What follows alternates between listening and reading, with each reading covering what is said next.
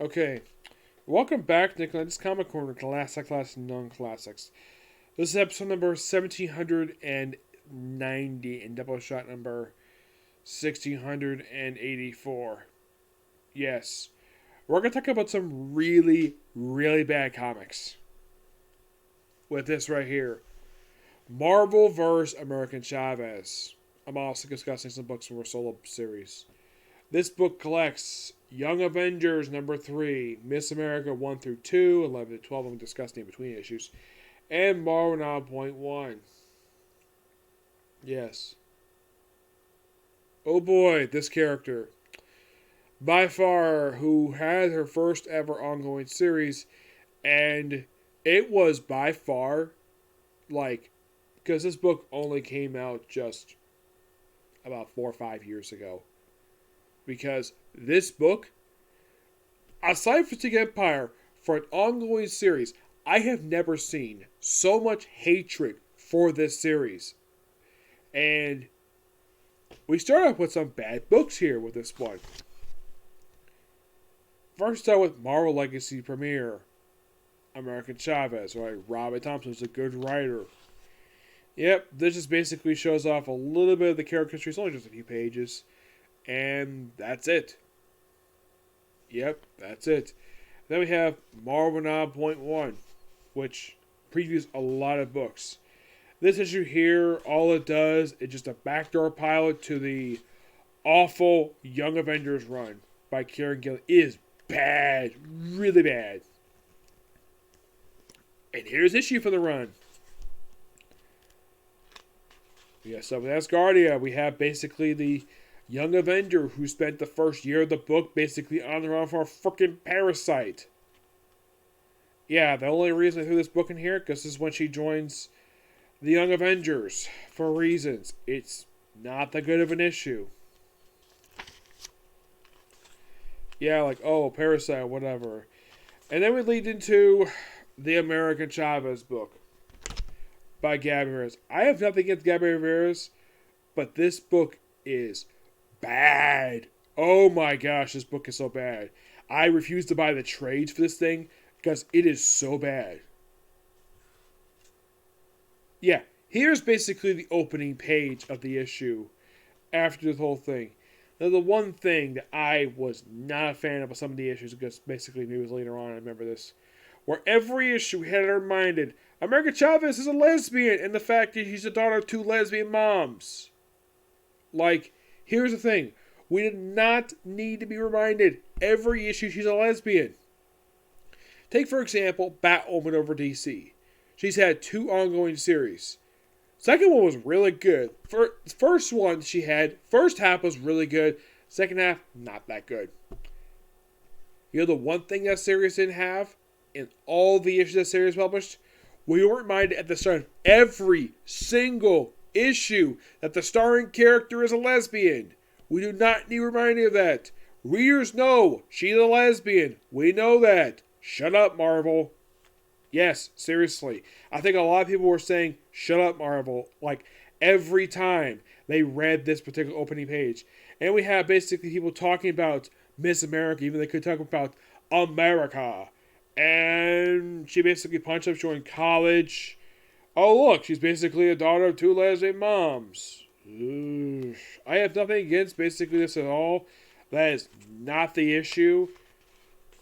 Yeah, she's being constantly reminded of it. And got experienced by the good Kate Bishop. Oh, she'll be a lot better book than this. And she's part of this university. Reminded, oh yeah, she's leader of the Ultimates. I'm like, Gabby Ramirez, did you not read the Al Ewing Ultimates book? In the first volume, she's not the leader of the Ultimates. It's Black Panther. He's the boss of the team, not frickin' America Chavez. She was leader of the group in the relaunch, but not in the original volume. Oh no, that was Black Panther. That was his team. And apparently, Gabby Ramirez did not give a damn about that. Oh yeah, apparently her title was the paramedic of the Marvel Universe. Okay, since when did she have that? We also had guest appearance by Prodigy. A character who was out of his gay. Despite the fact he's kissed a woman. Yes, seriously. He was in a relationship with a woman named Serge, a woman with electrical powers. And then for some stupid reason, somebody thought we were going to make him a gay man. For some reason, don't know why. And she's here as a supporting character. Oh yeah, let's just all people's tell just by having her punch Adolf Hitler, even though it's Captain America's job. Yeah. Like the artwork, though. Don't like the writing. The book is terrible. Yeah, we reminded, of course, we have Peggy Carter. And for some reason, this version is drawn like Haley Atwell.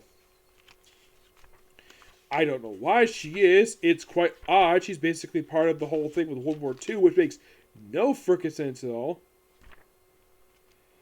Yeah, and then, of course, we have another character who should not be in this book because this book is so bad. Moon Girl and Devil Dinosaur. They had an awesome book. They had no business being here.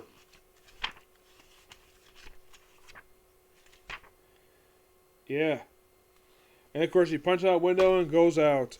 Let's talk about issues 3 through 6. And how really bad these issues are. Oh, boy. And this would be something to talk about here.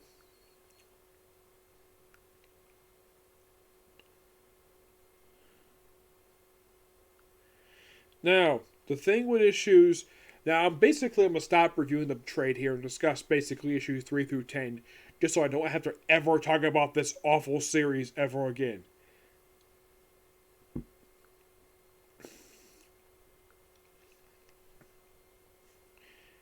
Let's start with issue 3. With her insulting the X-Men. Yep. Let's have her insult a great team like the X-Men. Yeah. And now let's have basically really bad speech balloons. Yes. And it's quite something this is not collected in that trade, because look at this. Gabby Rivera has thought this is a good idea to do. Let's see if we can do this properly. Look at this. We have an entire paragraph taking up a speech bubble. Yes. And here's the thing. It is like this for issues 3 through 6. Yes. Then we have her take on the frickin' Juggernaut. Run into Beast. Yeah, it's basically her time traveling to 80s X-Men. For unknown reasons. Like, oh, let's cover World War II, and now we have to go over the 80s. Yeah. And it goes on our planet. Jesus Christ. Yeah, so you can see why basically I don't like this book. Because basically she insults good books. For no reason. And thank God she got that other miniseries. I'll talk about that. Oop. Damn it. No. Damn it.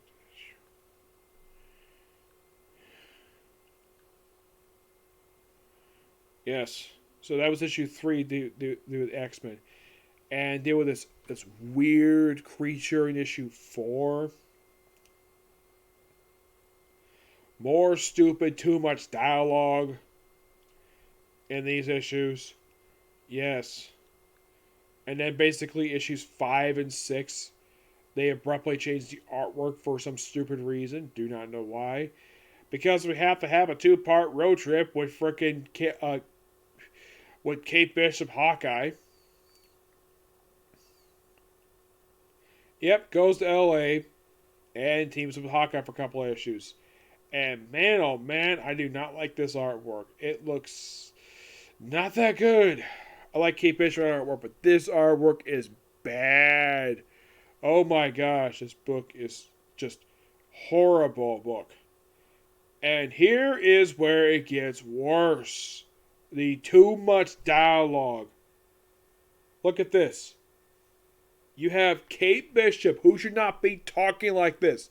We do not need to have freaking 5 or 6 sentences. We don't need to be talking paragraphs. Yes. Bad. Really bad. And it's like this for 2 issues. Have her make out with another woman, get injected, and then basically do this for next issue. Yes, seriously.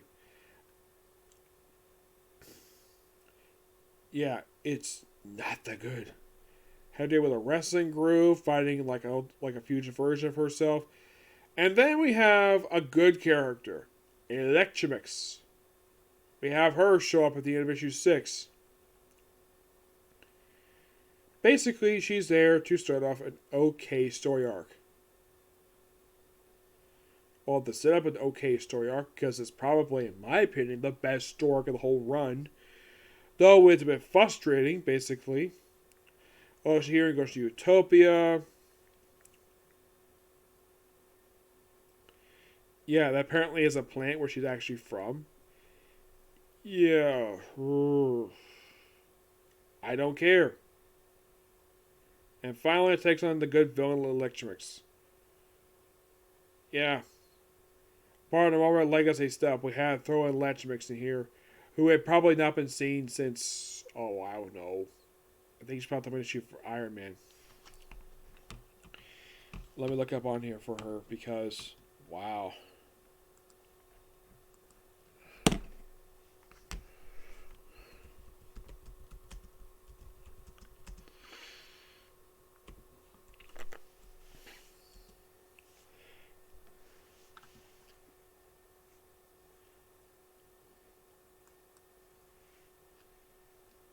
Now, I like the character Electromix. Great character. I love this character. Not that of a character Grant Morrison created a character, but wow. It's like, I should point out, though, that prior to this book, she previously also popped up in Generation X for a couple issues, and she also popped up for issues of Thor. But here's the dumb thing about this. After the storyline wrapped up, she wasn't seen again. By the way, issue 10 came out 5 years ago. Almost 5, a little over 4 years ago, this issue came out. And that was the last we ever saw of Electromix. Yeah, put her in a really awful comic book. Like America. Not the country, just the comic book is bad. Yes, proposed as a professor, and this is pretty much the whole 3-parter. And then we finally lead it back into the book, where we lead into issues 11 and 12, with them dealing with the aftermath of the electric stuff, and her going home, doing more stuff here. Yeah. The book itself is not good. Yes. Like 2 of the issues, really bad artwork. I do like the artwork for America Chavez. Her solo book was really good. The artwork for it, the story itself was bad, really bad. I'm gonna give the artwork, most of it anyways, for the series, a 9 out of 10. The series itself, along with the rest of the issues in here, a 1 out of 10, because it is that bad. Wow. And this is actually one book people actually begged Marvel for months to cancel, because here's the thing. Like, this is probably by far the most hated book published at Marvel, and yet for some reason Marvel kept this book going. For no reason at all. Like, a lot of people are like, you should have canceled us after like issue 4 or 5. It was bad. No, we had to let it last for 12 freaking issues. Instead of, action the book. Now, the American Chavez book, Made in America, is actually a better book than this. This book is just bad, and the best place for this series is in the garbage. I can't throw this book away because it's a library book. If I own this book, if I basically had found a trade for American Chavez, you know what I would do? Put it back. It's the one comic series I refuse to buy, because I don't like it, because it's a really bad series. Like, here's the thing. Do we need American Chavez ongoing series? No. It was completely necessary. It was one of those titles associated with the SJW stuff that happened around 2017-2018. This book, along with the Kate Bishop Hawkeye book, the Jean Grey book, I'm trying to think, what other book was it? No, it was Miss Marvel or Captain Marvel. Excuse me. And for some reason, I think they threw in the Jane. I think it was either Jane Fost's third book, or I think the other book was either Iceman. Now, the Kate Bishop Hawkeye book did not need to be there because it's not a terrible book.